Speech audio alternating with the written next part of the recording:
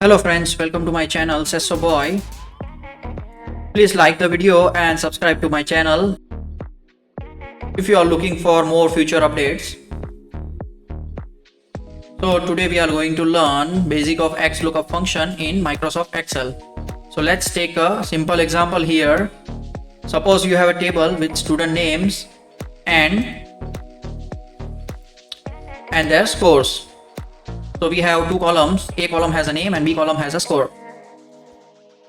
So here we will use XLOOKUP to retrieve the relevant score of the student Alice.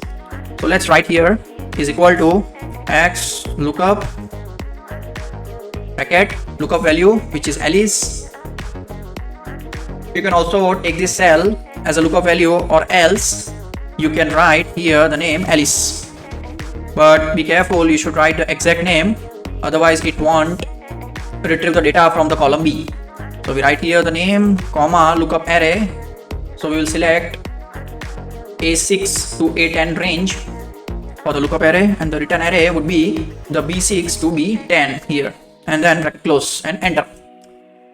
As you can see, we have the relevant score of student Alice. Thanks for watching the video.